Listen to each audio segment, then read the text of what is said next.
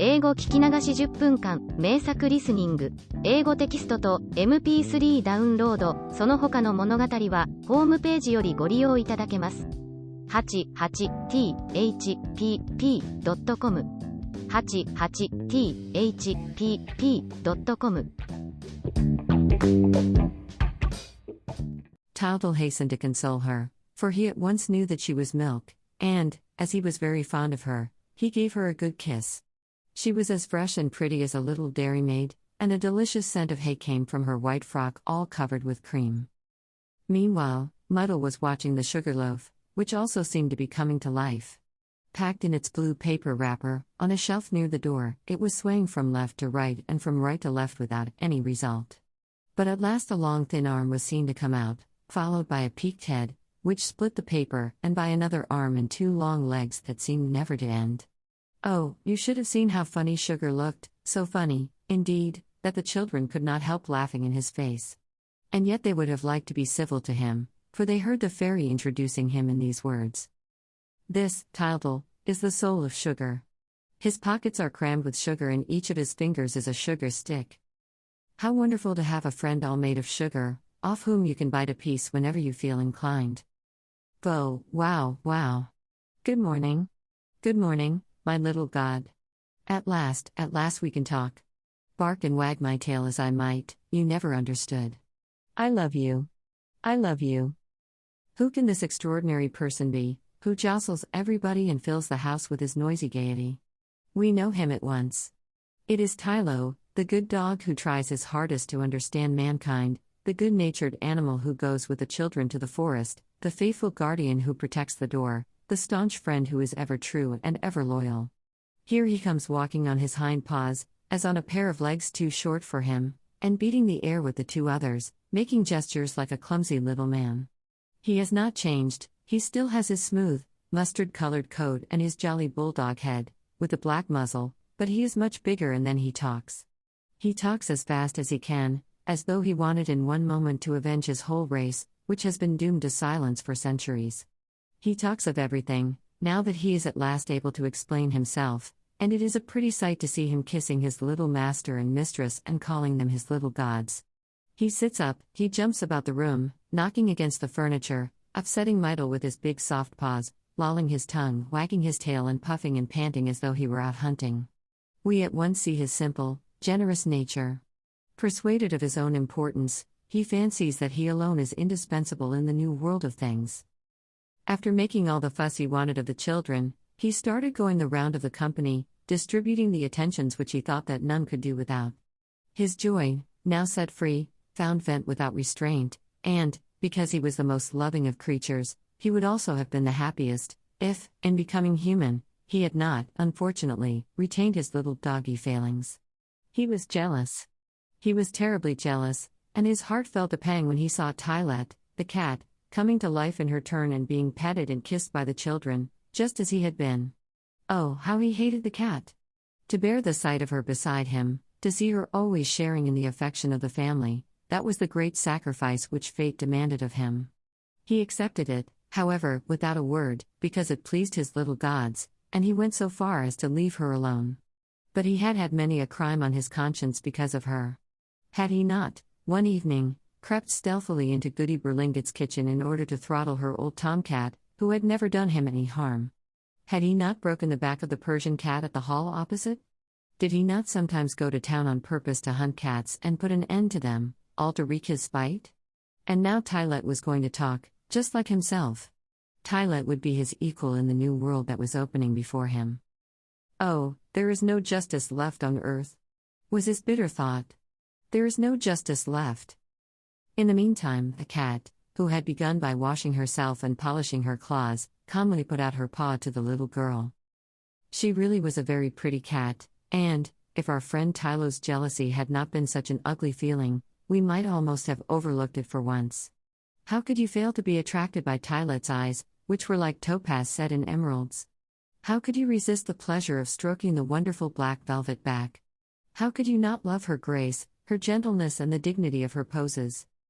Smiling gently and speaking in well-chosen language, she said to Mydle, "Good morning, miss. How will you look this morning?" And the children patted her like anything. Tylo kept watching the cat from the other end of the room.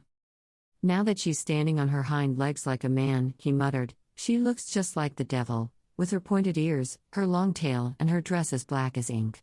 And he could not help growling between his teeth. She's also like the village chimney sweep, he went on, whom I loathe and detest and whom I shall never take for a real man, whatever my little gods may say. It's lucky, he added, with a sigh, that I know more about a good many things than they do.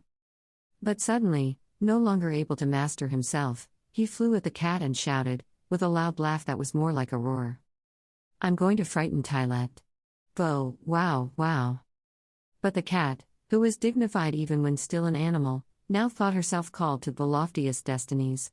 She considered that the time had come to raise a tall barrier between herself and the dog, who had never been more than an ill-bred person in her eyes, and, stepping back in disdain, she just said, Sir, I don't know you.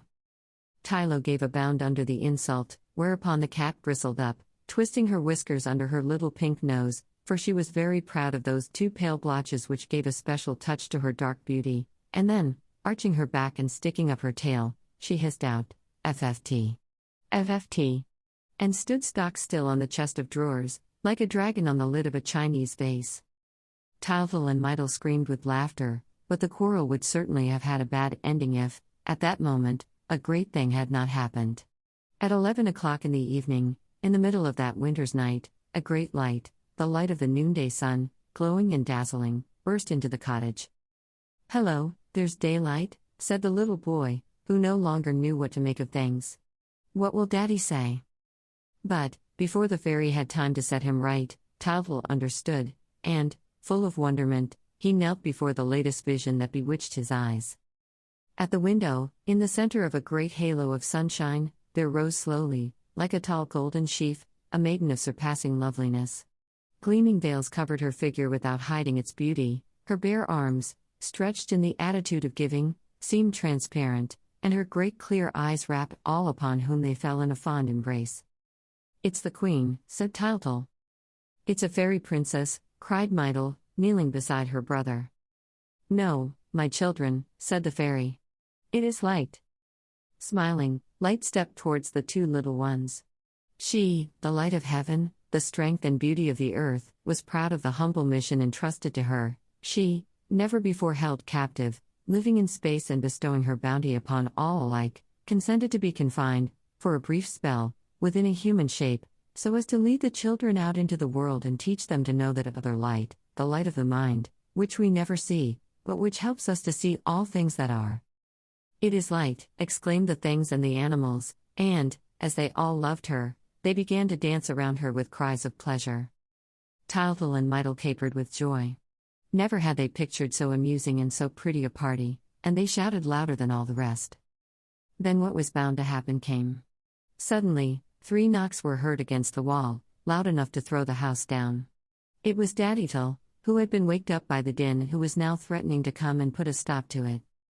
Turn the diamond, cried the fairy to Tylval. Our hero hastened to obey, but he had not the knack of it yet. Besides, his hand shook at the thought that his father was coming. In fact, he was so awkward that he nearly broke the works. Not so quick, said the fairy. Oh dear, you've turned it too briskly, they will not have time to resume their places and we shall have a lot of bother. There was a general stampede. The walls of the cottage lost their splendor. All ran hither and thither, to return to their proper shape. Fire could not find his chimney, Water ran about looking for her tap, Sugar stood moaning in front of his torn wrapper, and Bread, the biggest of the loaves, was unable to squeeze into his pan, in which the other loaves had jumped higgledy-piggledy, taking up all the room. As for the dog, he had grown too large for the hole in his kennel, and the cat also could not get into her basket. The hours alone, who were accustomed always to run faster than man wished, had slipped back into the clock without delay. Light stood motionless and unruffled, vainly setting an example of calmness to the others, who were all weeping and wailing around the fairy. "What is going to happen?" they asked. "Is there any danger?" "Well," said the fairy, "I am bound to tell you the truth, all those who accompany the two children will die at the end of the journey."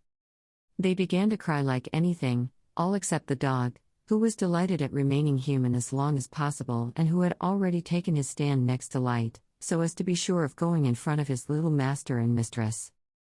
At that moment, there came a knocking even more dreadful than before. "There's Daddy again," said Tildle. "He's getting up, this time, I can hear him walking." "You see," said the fairy, "you have no choice now, it is too late, you must all start with us. But you, Fire, don't come near anybody, you, Dog, don't tease the cat, you, Water, try not to run all over the place, and you, Sugar, stop crying, unless you want to melt. Red shall carry the cage in which to put the blue bird, and you shall all come to my house, where I will dress the animals and the things properly. Let us go out this way." As she spoke, she pointed her wand at the window, which lengthened magically downwards, like a door. They all went out on tiptoe, after which the window resumed its usual shape. And so it came about that, on Christmas night, in the clear light of the moon, while the bells rang out lustily, proclaiming the birth of Jesus, Tildle and Mydle went in search of the blue bird that was to bring them happiness. 英語聞き流し10分間、名作リスニング。英語テキストと MP3 ダウンロード、その他の物語は、ホームページよりご利用いただけます。88thpp.com 88thpp.com